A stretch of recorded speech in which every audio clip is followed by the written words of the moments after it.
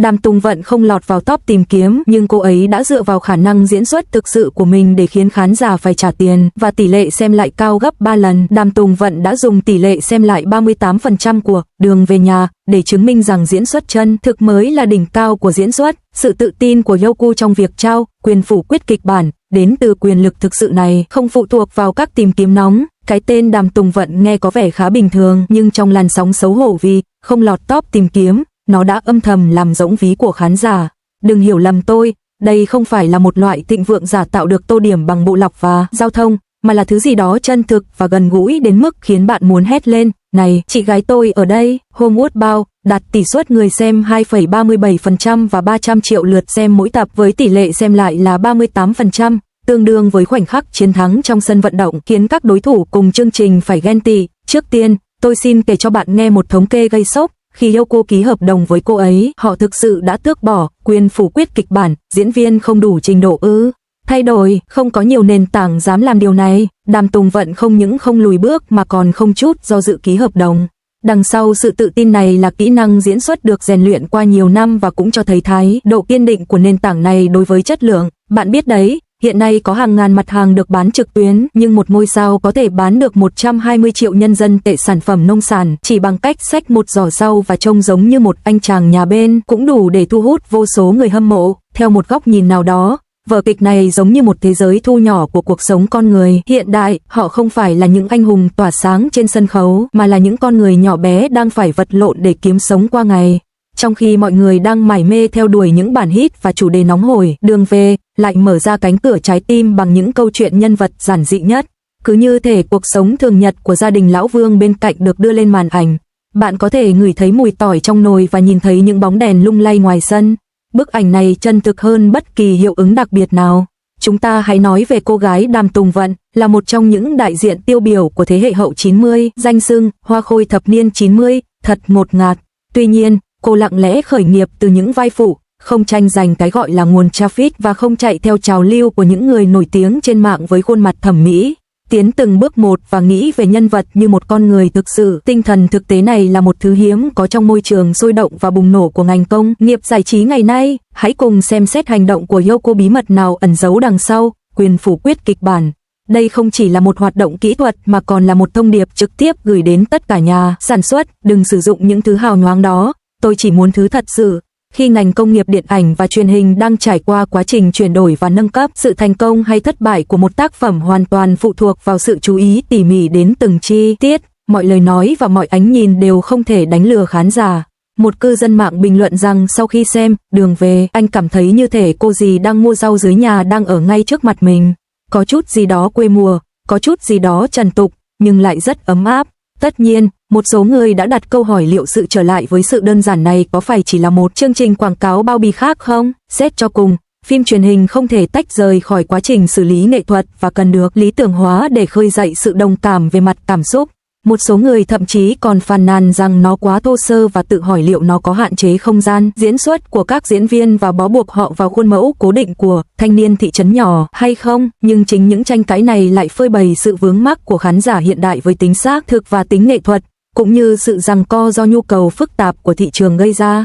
Nhân tiện, bộ phim mới của Lý Dịch Phong thậm chí còn tệ hơn.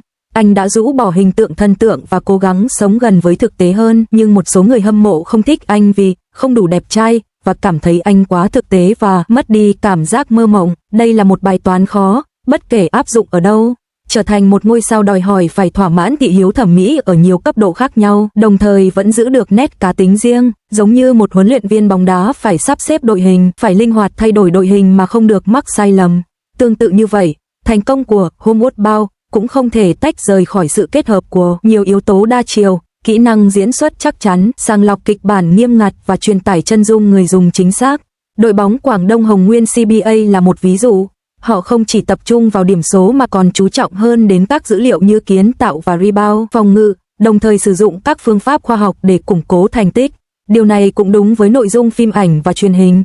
Họ muốn hoạt động lâu dài, chứ không phải nổi tiếng chỉ sau một đêm rồi bị vùi dập bởi tin tức tiếp theo. Một điểm thú vị khác là mọi người ngày càng mệt mỏi với thế giới phồn thịnh quá mức và muốn tìm kiếm chút hạnh phúc giản đơn và thực sự. Một câu thoại hoặc một hành động không đáng chú ý trong The Way Home có thể khiến bạn khóc hoặc cười, nhìn thấy chính mình và nhìn thấy cuộc sống là lý do quan trọng khiến nhiều người hâm mộ trung thành mở nó ra đọc đi đọc lại. Tôi đoán nếu một ngày nào đó có ai đó tổ chức một sự kiện tương tác cộng đồng ngoại tuyến hoặc sự kiện flash mob đường phố, khung cảnh chắc chắn sẽ rất sôi động và đứng đầu bảng xếp hạng khoảnh khắc trên mạng xã hội và WeChat. Suy cho cùng, phần bình luận trực tuyến thường trở thành nơi mọi người soi xét những vấn đề tầm thường dưới kính hiển vi, trong khi lại nhắm mắt làm ngơ trước những vấn đề của chính mình. Đời tư và tính cách của những người nổi tiếng nữ luôn bị phơi bày đến từng chi tiết nhỏ nhất. Điều này thực sự phản ánh sự bất công trong tiêu chuẩn đánh giá của công chúng và xu hướng xấu của truyền thông trong việc tạo ra bầu không khí lo lắng.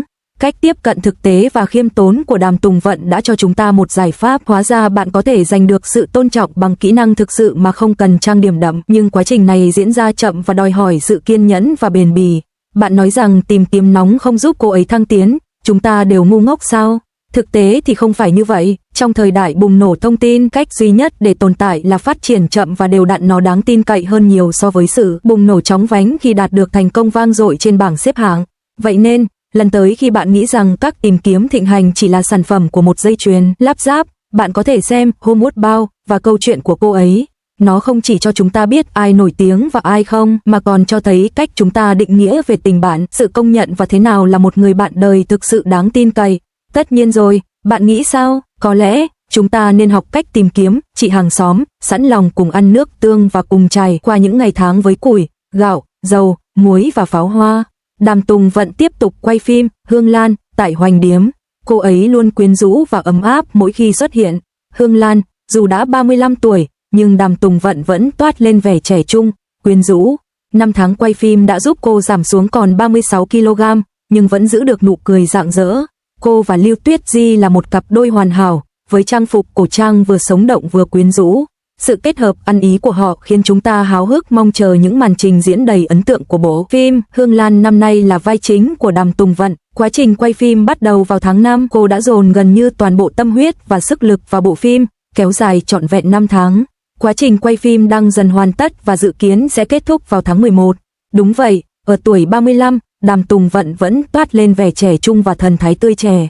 Với bím tóc tết tinh nghịch và bộ trang phục đơn giản, thô ráp, đôi mắt trong veo và nụ cười rạng rỡ toát lên vẻ tươi tắn, tràn đầy sức sống. Nhân vật này vô cùng đáng yêu. Vài ngày trước, Đàm Tùng Vận đã trở về quê nhà Tứ Xuyên để tham dự lễ trao giải gấu trúc vàng. Người hâm mộ đã vô cùng đau lòng khi nhìn thấy cô, tự hỏi liệu cô có quá gầy hay không. Cao 1,62 mét, cô chỉ nặng 80 kg, trông như một tờ giấy. Rõ ràng cô đã thực sự dồn hết tâm huyết cho bộ phim này, bỏ ra rất nhiều công sức.